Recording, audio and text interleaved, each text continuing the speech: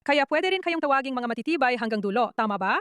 Nanatili kayo hanggang sa pinakawakas. Maraming salamat dahil umaasa akong hindi magiging mapait ang aking katapusan, pero maraming salamat sa inyong pananatili. Salamat Alex, salamat Jonathan. Maraming salamat sa buong pamilya ng JNS TV sa pagbibigay sa akin ng pagkakataong magsalita.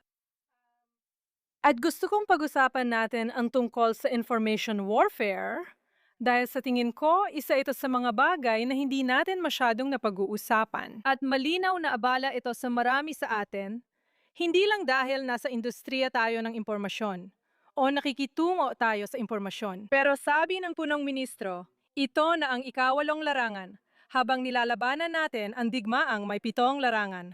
Pero ang ikawalong larangan ay ang larangan ng pag-uudyok, ng galit, ng pagkamuhi sa mga Hudyo. Iyan ay mabilis na kumalat sa buong mundo, lalo na mula noong ikapito ng Oktubre, sa paraang hindi talaga namin inaasahan. At ang katangian at bilis ng pagkalat nito ay isang bagay na, sa tingin ko, ay hindi pa natin kailanman nakita noon. Kaya gusto kong simulan ang aking mga pahayag sa pamamagitan ng pagbibigay ng komento.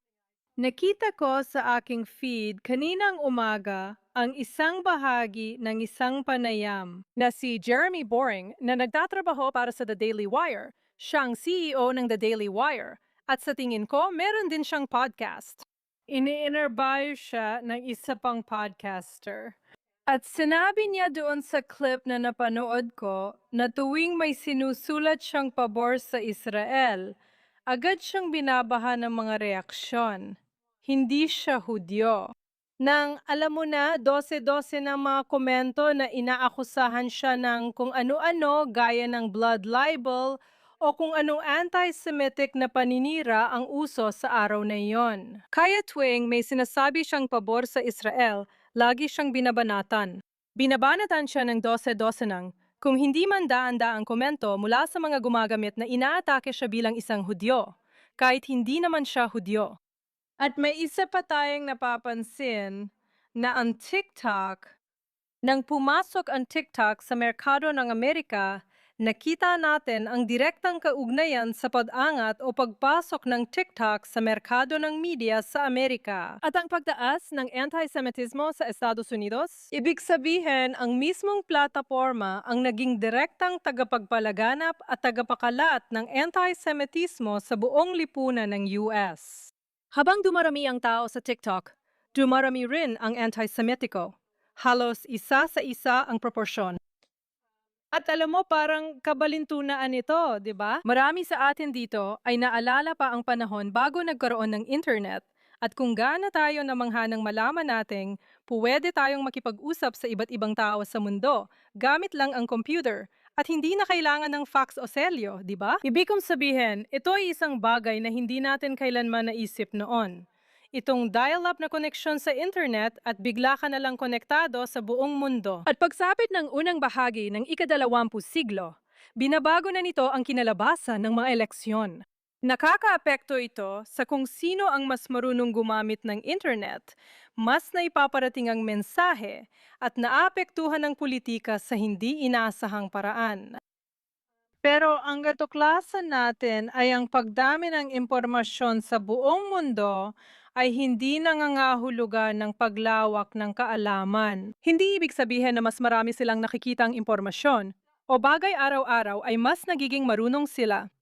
Sa katunayan, mas lalo silang nagiging kulang sa kaalaman. Kaya ngayon, ang mga tao sa buong mundo ay mas kaunti ang nalalaman tungkol sa mga katotohanan kumpara noong wala pang internet, na talagang kakaiba. Maliban na lang kung tatanungin mo ang sarili mo, bakit nga ba ganito? Dahil kasabay ng pagkalat ng impormasyon, kumakalat din ang maling impormasyon na sinasadya at may masamang intensyon. At ano nga ba ang meron sa maling impormasyon na mas madaling tanggapin ng mga gumagamit ng mga plataforma tulad ng TikTok, Twitter, X, Facebook o Instagram? Ito ay dahil hindi nito hinihingi sa iyo na mag-isip kung paano lutasin ang mga problema. Hinihingi nito na isipin mo kung sino ang dapat sisihin sa iyong mga problema at mas madali iyon, mas madaling maibenta. Ang ginagago ng maling impormasyon ay ginagamit nito ang mga nakatagong paghiling. Ito ay nakatuon, Ito ay sadyang ginawa upang umayon sa mga pagkiling ng mga tao na mayroon na bago pa man nila matanggap ang maling impormasyon at pagkatapos ay binubuhay nito iyon. Pinupukaw nito, binibigyan ng lakas ang mga taong may nakatagong pagkiling na biglang maging kampante sa pagpapahayag ng kanilang pagkiling. Sige, kaya ang kapansin-pansin dito ay mas mababa ang pagtaas ng antas ng antisemitismo sa mga lugar tulad ng mga bansang Arabo, kumpara sa mga lugar tulad ng Europa o Hilagang Amerika. At bakit kaya ganon? Dahil mula pa simula, lantad na ang mga pagkiling. Tama, di ba? Kung titingnan mo ang Qatar, o titingnan mo ang Egypt, o titingnan mo ang Saudi Arabia, o kahit saan ka tumingin. Ang datos mula sa Pew Surveys tungkol sa antisemitismo sa mga Jordanian noong dekada 90 ay nagpakita na halos 100% ng mga Jordanian ay may negatibong pananaw sa mga Hudyo. At heto, hanggang ngayon, ganoon pa rin sila. Tama, di ba? Ang makikita mo, ang malaking pagkakaiba ay sa pagitan ng mga bansa tulad ng Pransya, o Canada, o Amerika, o Estados Unidos ng Amerika, kung saan mas marami kang makikitang nakatagong mga pagkiling na hindi lumalabas sa mga datos ng opinion survey noong dekada 90, dekada 2000 at maging dekada 2010. Pero ngayon, ito ay napupukaw ng mga sinadyang pagpapalaganap ng pagkiling laban sa mga Hudyo sa mga platapormang ito ng mga ahente ng Estado. Kabilang na siyempre ang Qatar, Turkey, China, Russia, Iran, Pakistan at iba pa. At ito ay mga sinadyang operasyon ng mga gobyerno at pati na rin ng mga individual. Kung babalikan mo ang pahayag kaninang umaga mula kay Jeremy Boring, hindi boring na nakakainip, kundi si Jeremy Boring, sa tingin ko ay B-O-E-R-I-N-G ang baybay. Pero di ako sigurado. Pero, ano ang umaatake sa kanya? Ano ang mga 12-12 ng komento sa bawat pro-Israel na pahayag na ginagawa ni Jeremy? Marami sa kanila ay malamang na hindi tao, kundi mga bot.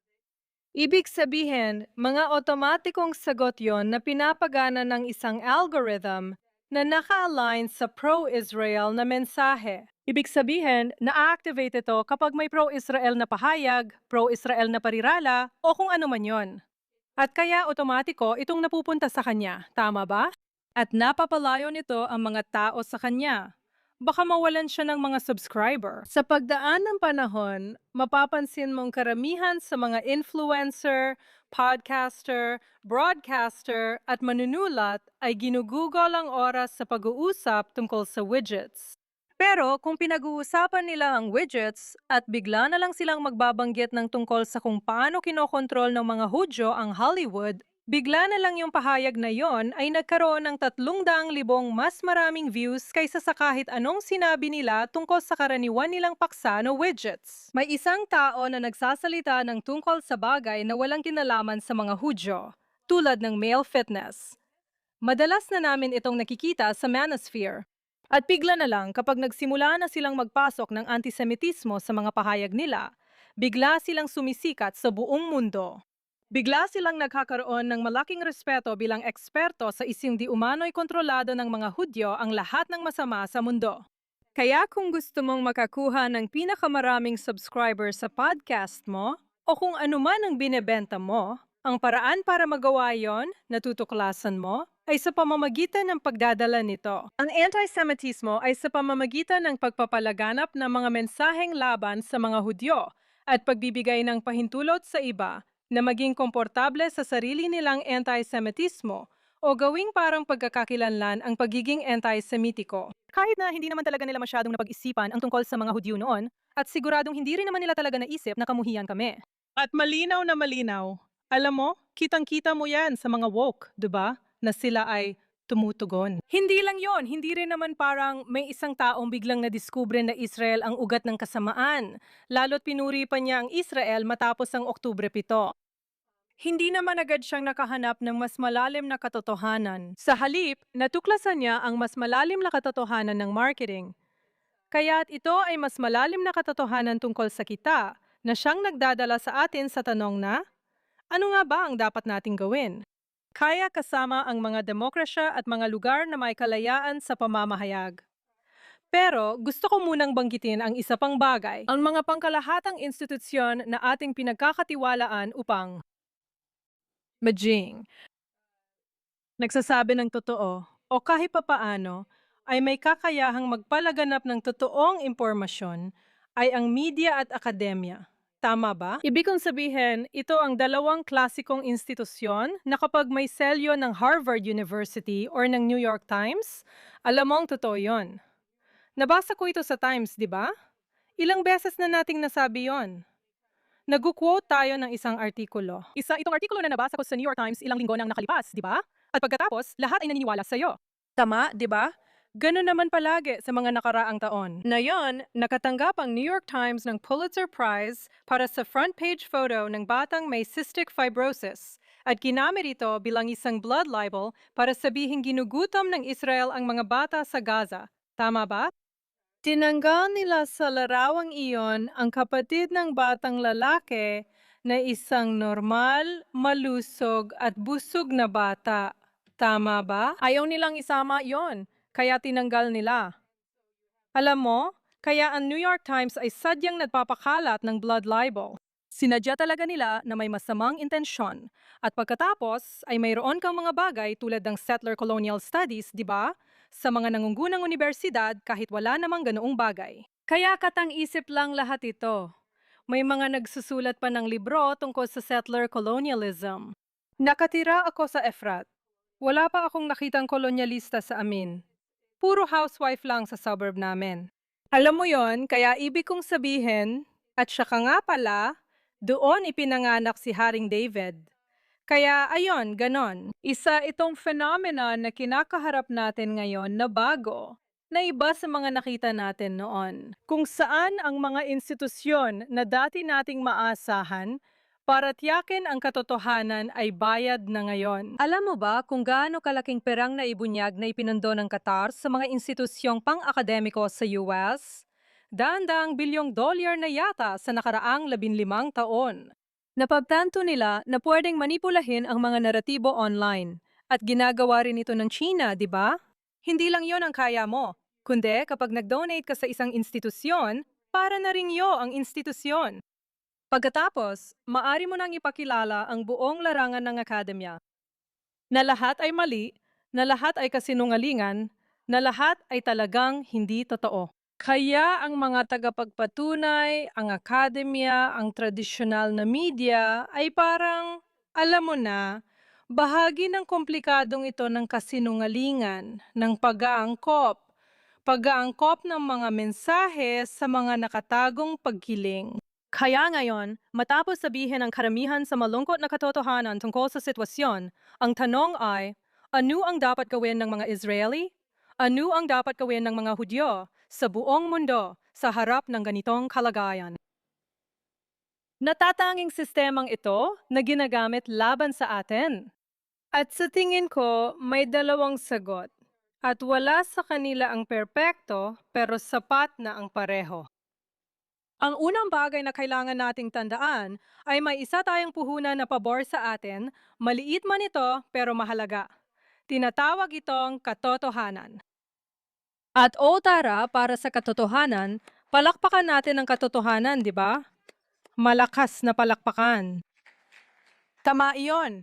Nasa atin ang katotohanan. Kaya kapag nagsasalita tayo, hindi lang ito kwento. Hindi ito basta kwento ng Israel, kundi mga totoong pangyayari. Alam mo, marami sa tinatawag na mga mamamahayag na napatay ng mga puwersa ng IDF ay talagang mga terorista. Gaya ng sinabi natin nung pinatay natin sila, di ba? At ang Hamas ay hindi nagbibigay ng totoong datos tungkol sa bilang ng mga sibilyang napatay. Nagsisinungaling sila, di ba? Ayon kay Colonel John Spencer ng Urban Warfare Institute sa West Point, tayo ang may pinakamababang ratio ng namatay na mandirigma kumpara sa sibilyan sa kasaysayan ng makabagong digmaan, di ba? At hindi ito paghingi ng espesyal na pagtrato. Ito ang paraan ng digmaan ng mga Hudyo. Ganito lumaban ang IDF dahil hindi namin tinatarget ang sibilyan. Ang buong usapin ng genocide ay isang blood libel. Tama, di ba? Kaya kapag sinasabi namin ang katotohanan, katotohanan talaga ang sinasabi namin. Kapag ikinukwento namin ang panig namin, ang ikinukwento namin ay ang totoong kwento. At alam mo ba, maraming tao tulad ni Jeremy Boring na handang magtiis at dapat siyang pasalamatan na tiisin ang put na parang siya ay isang Hudyo dahil tunay siyang nagmamalasakit sa katotohanan. At sa tingin ko, sapat ang dami ng mga tao sa mundong ito na nagmamalasakit sa katotohanan para malampasan natin ang mga pagsubok. Magkakaroon ba tayo ng mayorya sa panig natin? Sapat na ang meron tayo. Sapat na ang meron tayo. Hindi natin kailangang hanapin ang marami. Hanapin lang natin ang mabubuti at magwawagi. Magwawagi ang katotohanan at ang kabutihan laban sa kasamaan. Bakit? Kasi bukod sa iba pa, dahil sa Diyos, okay? Ayos lang, ayos lang. At ang pangalawang bagay na kailangan nating tandaan ay, gaya ng palaging sinasabi ng punong ministro, Netzach Israel lo yishaker. Tama ba? Ang walang hanggang pag-iral ng Israel ay totoo. At ang tungkulin natin sa ating henerasyon, tulad ng lahat ng mga naunang henerasyon at ng mga henerasyon ng ating mga anak at apo pagkatapos natin, ay itulak ito pasulong at panatilihin ang ating pananampalataya sa pangunahing katotohanang iyon. Dapat nating protektahan ang buhay, bansa at mga tao at magpatuloy sa landas na ito tungo sa walang hanggang pag-iral ng mga Hudyo.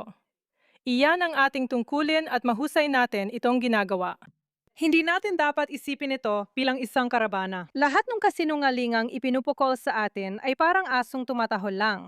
Kaya dapat tayong manatiling totoo sa sarili, sa misyon, at sa katotohanan. Patuloy lang tayong umabante.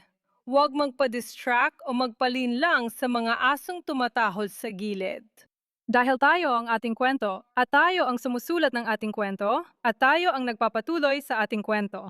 At napakarami nating dapat ipagmalaki sa mga nagawa ng henerasyong ito ng mga Hudyo dito sa Israel sa nakalipas na 3 taon. Tama. Napakarami nating mga tagumpay sa larangan ng labanan, sa ating lipunan at sa ating mga kababayan. Hindi lang sapat, sobra-sobra pa nga. Sobra-sobra pa nga. Dapat kayong maantig dito. Ako nga, tuwing naiisip ko ito, napapaiyak dahil ito'y talagang pambihira. Ang mga kabataang nasa mga linya ng labanan mula Oktubre 7 ay tunay na kahangahangang mga tao na di natin akalaing umiiral. At magiging pagkukulang ko kung hindi ko rin tatapusin ito nang nagpapasalamat sa aking boss, punong ministro Benjamin Netanyahu. At sa personal na antas, nagpapasalamat ako sa kanya sa pagbibigay sa akin ng pribilehiyong makatrabaho siya at matuto mula sa kanya ng malapitan. Para sa akin bilang Hudyo, kamangha-mangha na makatabi ang isang taong tila immortal dahil sa pambihirang nagawa niya at pamumuno sa bansa. Tiyak na pag-uusapan pa rin siya sa hinaharap.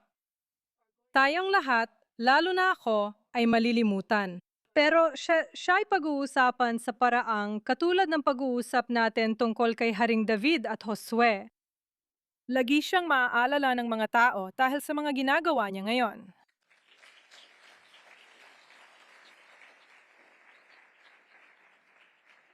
Dapat nating kilalanin kung gaano tayo pinagpala dahil sa kanya. Kaya gusto kong magpasalamat sa inyo. Gusto kong ulitin at bigyang diin ang mensahe. Oo, walang nangakong hardin ng rosas, di ba? Puno rin yon ng tinik. Makikita mo na ang ating mga tao ay parang mga rosas sa gitna ng tinik, gaya sa awit ng mga awit. At tayo ay masuwerte at pinagpala. Hindi tayo dapat mapagod o malungkot kahit mahirap. Dapat nating pahalagahan ang ating swerte at pagpapala na nabubuhay tayo sa panahong ito ng bagong yugto sa kasaysayan ng mga Hudyo. Salamat sa ating mga natatanging anak, sa ating mga sarili, at sa ating pinuno. Salamat po. Thank you.